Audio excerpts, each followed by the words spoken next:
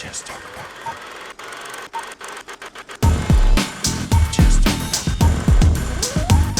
good morning, ladies and gentlemen. My name is Jake from Shockstock, London's craziest and wildest horror weekend. We're represented up in the horror area in Salon A there, but we're also doing an event in the spring. But enough about this. Let's get right to business. We are at the Silent Night, Deadly Night panel today. Obviously, you know my guests. If you're here, you obviously love the films. We've got Robert Brian Wilson and Eric Freeman. And you guys are brothers in real life or just brothers in the movies? Just brothers in the movie. Just in the movies, guys.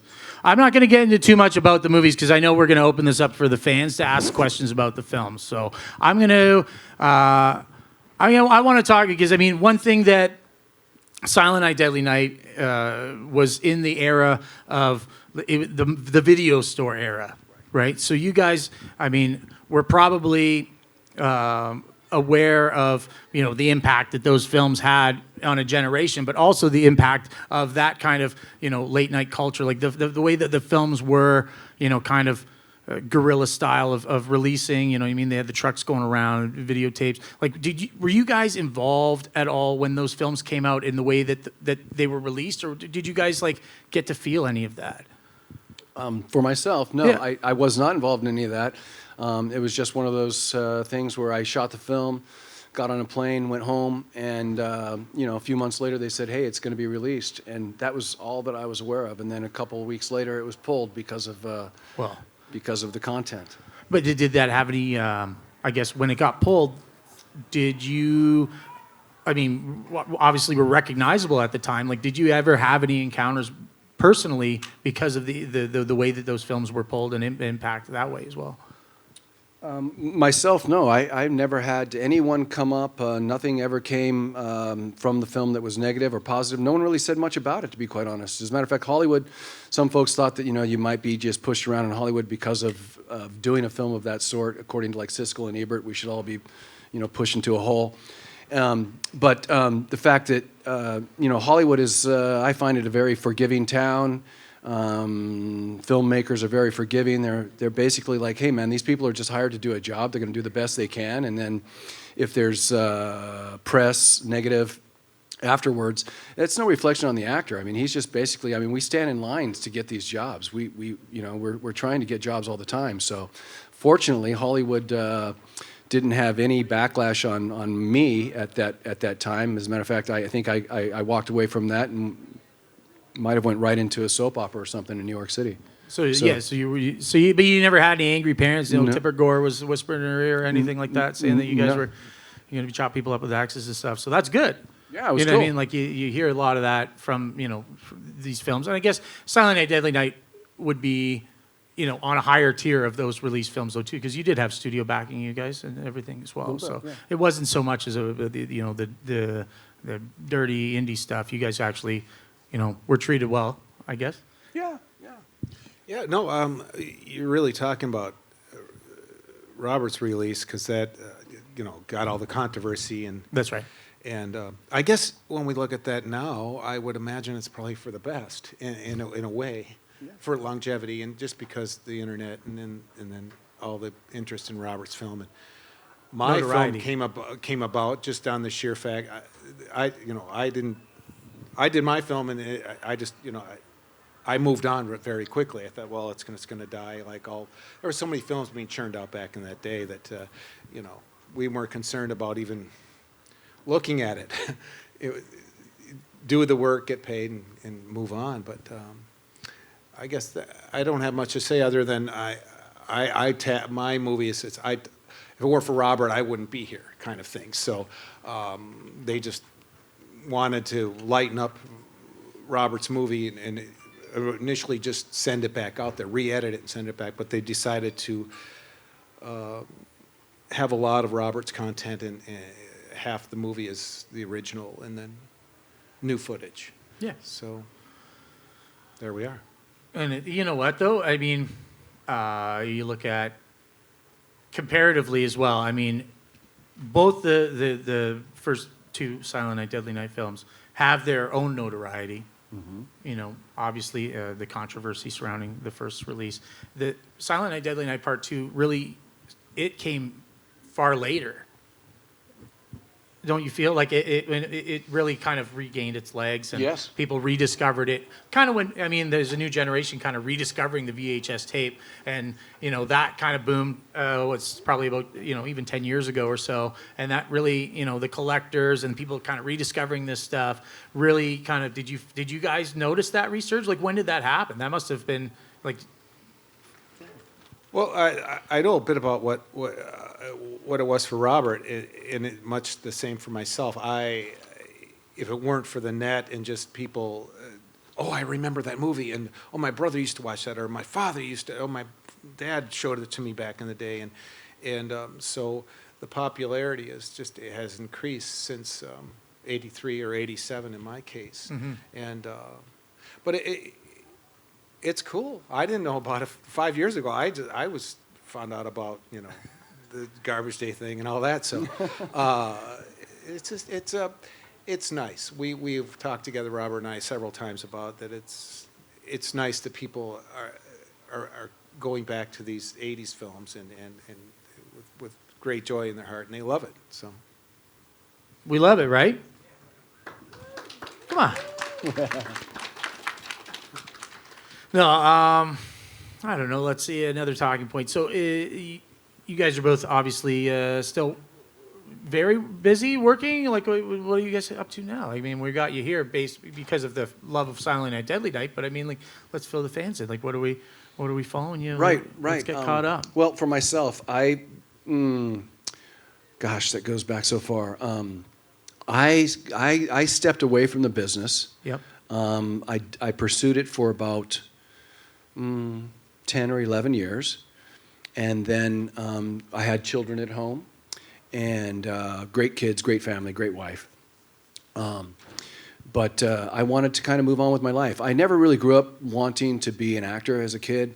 It was just one of those things. I was down in Palm Springs with my girlfriend, who's now my wife of 30 years. We were down there celebrating like a little weekend away from high school, college, and it was then that I was met by a manager who was down there in Palm Springs vacationing, and he asked if I'd ever been in Hollywood and done movies and whatnot, and I said, of course not. And I really wanted to just enjoy the weekend with my girlfriend, and he kept kind of bugging, and finally he gave me his card, and I thought it was really silly. I flipped the card in the room when we got back to the hotel room, said, like, whatever, and then began to question whether I should have flipped the card or not. Anyway, my girlfriend then told me to go ahead and pursue it. I did. It was a real lead. The guy was a genuine manager in Hollywood. Next thing I know, I'm doing this film. I did the film for a while, never really, like I said, wanting to pursue Hollywood. I did the film, did some other things in Hollywood for about 9-10 years, and then decided it would be best if I went back to being just a normal dude and try and manage my family and nurture them as best I could.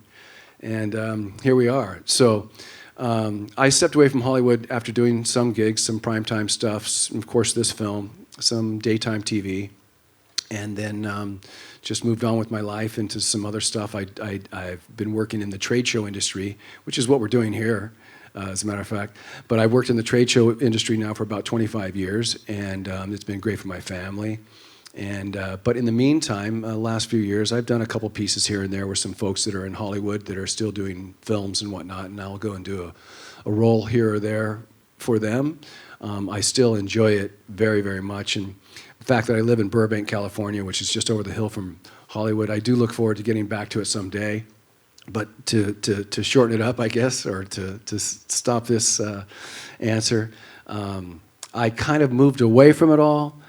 Still loving it, still enjoying it, but just family and responsibilities were more important, and very thankful that the things have worked out because again, my children are great, my wife's great, and I'm real happy with my life.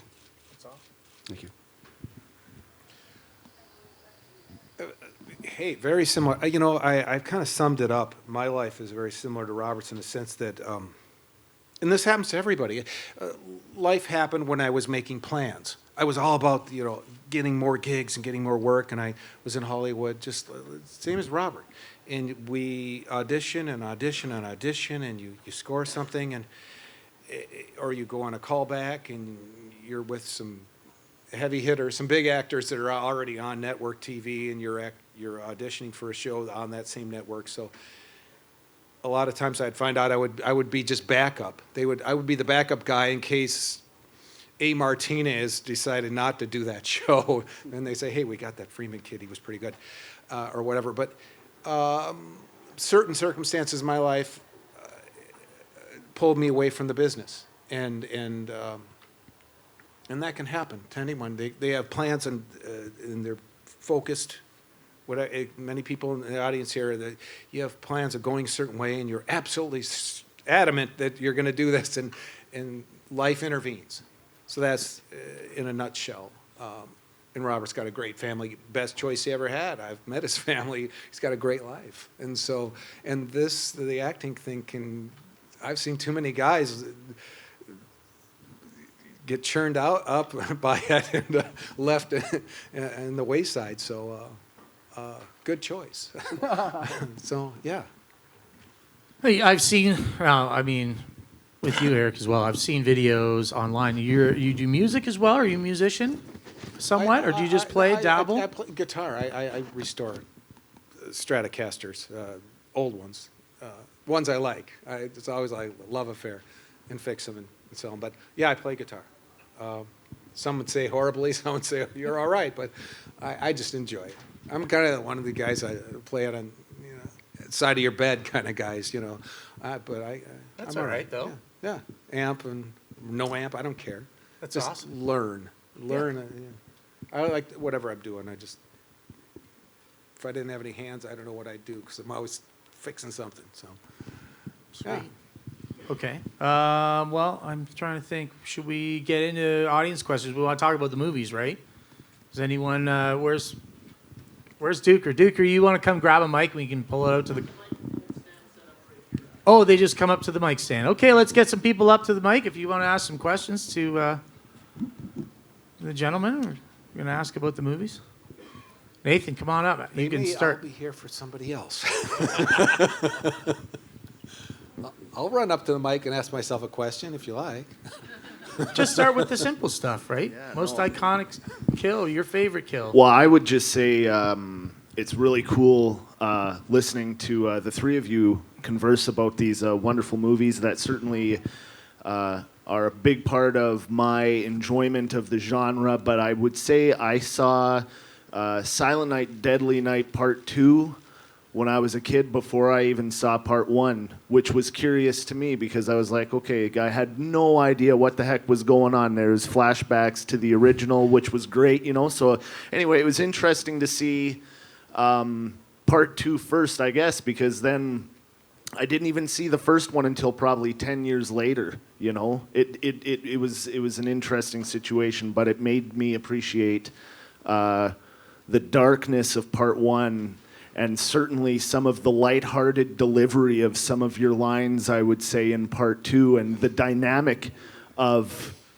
there's these two brothers. You don't even really remember the fact that there's this baby in the car in the first one that, for good or ill, turns out just as insane as his older brother, So it's cool, and even better, I've never seen any of the other 5 or 10 Silent Night. I kind of felt like what a perfect story of these two brothers, and what the hell happened? Like, was it just the killing of their parents by Santa Claus, that flipped them? Because I can imagine there must have been some family dynamic that could have maybe screwed them up a bit. Because I don't know.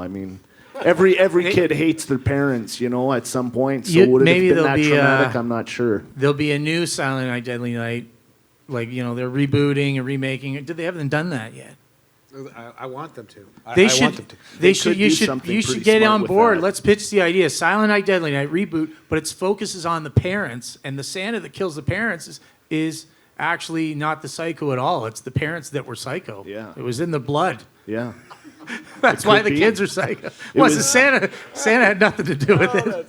They killed, Santa was they like killed Mrs. Claus. Santa was the real Santa. He was like, this isn't just the naughty list. This is like a little extreme, folks. Yeah. But then, so I guess, well, thank you for just appearing in a couple of my more memorable movie watches as a kid, and Yeah. then a bit later in life. Did you It's- actually have a question though? Well, I would just say, I think most importantly, in terms of the script, when you guys first got the script for part 1 and then for part 2, what did you think? And could you, reading the script, even sort of foresee the impact that it may have had on people? You know, the positive impact, the cult following that these movies brought, going from initial reading the script to 30 plus years later, here we are talking about it still.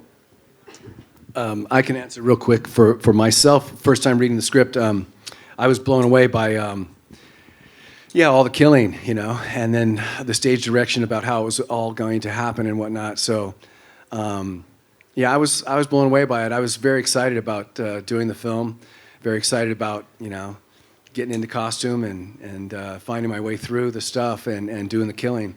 That was my favorite part, of course. The killing that it takes on the whole crew takes on a different energy that day when you're going to do the killing scenes. It was a fun deal. Just looking at the script, I just was excited to go and do it. I didn't have any idea that it was going to turn into what it had. 2 weeks after its release, that it was going to be pulled. I didn't see that. Because at that time, in the 80s, they were doing a lot of films like that were just slashers. And so I felt like this was just another slasher.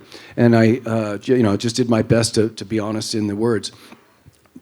Of course, you guys know that Santa Claus going around killing wasn't cool at that time. Not that it's cool now, but, it was just a film. And, it got really blown out. And, of course, like I said, Siskel and Ebert panned it and thumbs downed it.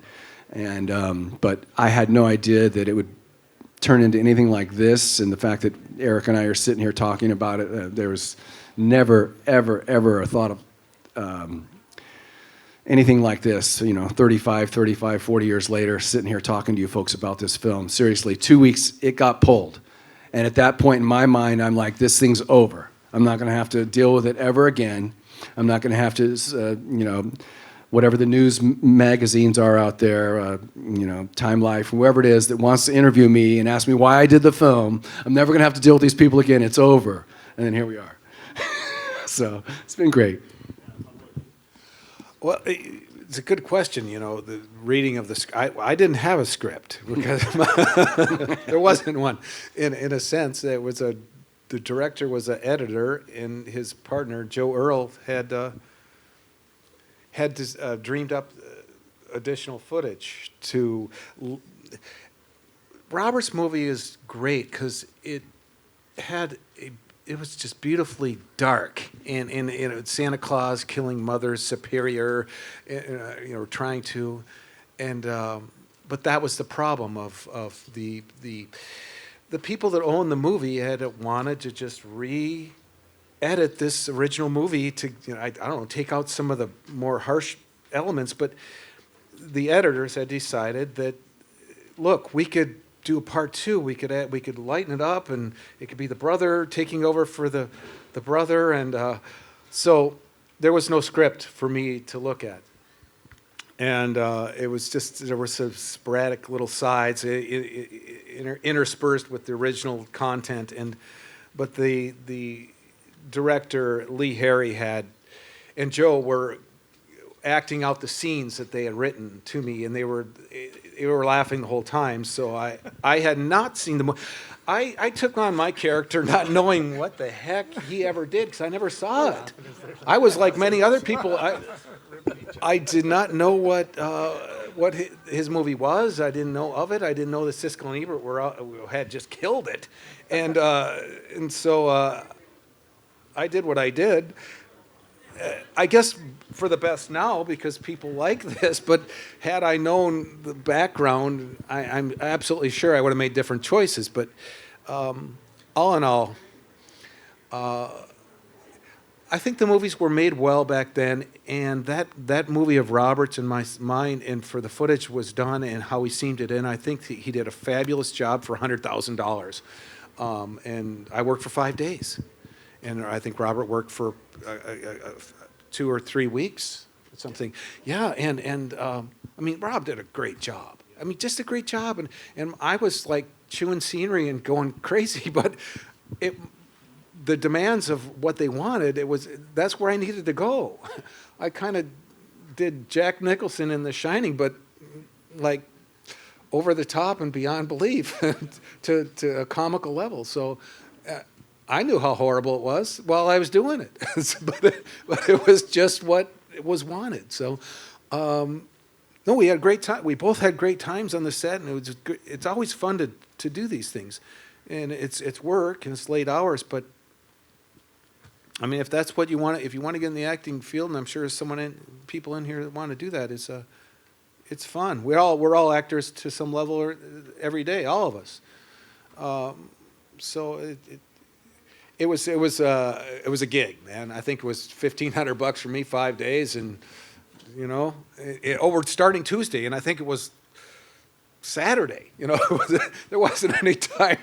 There was no script. I didn't know what I was doing. I just I show up and ask, well, what pages are we on today? And so that I don't want to be too long-winded, but yeah, look, we're here 30 plus years later, and sometimes these conventions are just packed, and they're waiting for hours just to get our autograph, and sometimes it's quiet, but. The interest is always out there for Robert's film. I mean, people just love what he did, and however many people I see, he sees twice as much. We're both wondering when it's going to end, but it doesn't. And so I do thank you for showing up. Those that like the films, they're great. And it's interesting too in the social media sense. The first one is remembered for the controversy, but then because of social media and everything, part 2 is like almost on an equal pedestal, like Garbage Day. That's almost every other day somebody is sharing that Once a week. that clip or that picture, or whatever. So Yeah. I mean, it's pretty incredible. I blasted my day job. I blasted for the employees on Garbage Day, so they remember that they got to get the stuff to the curb. otherwise they're going to get taken out. You know what I mean? Hey, I saw a fan come up to me in New Jersey, and she said, "Where's Eric?" And Eric wasn't at that particular show. And she goes, "I want to show you something." And she had a tattoo of Eric saying "Garbage Day," and I'm not going to tell you where. Oh my God, How about that? that's wild. We got time for one more question or no questions? Anybody? One more quick one? No. You know what? If you guys think of something, if you want to, you can come on down. Both these gentlemen are going to be here today and tomorrow. They're right down in the shock stock zone, and they're signing photos, taking photos and signing pictures for everybody. And then we've got a photo op coming up. You guys are down in the suits. Yes, sir. And Christmas cards. we're making so get your Christmas card photo. Get up there, get a photo with these guys. And it's, that's like, it's the best Christmas card you could give out, really. Right. You know what I mean? If you're a horror fan. Yeah. That's, I think so. yeah, I think so too. Once again, I'd like to thank everyone for being here. Thank you. Thank you, Robert. Thank you, Eric. Thank you, everyone. And yeah, we'll see you over there in a little bit. Okay, guys? Thanks, guys. Yeah.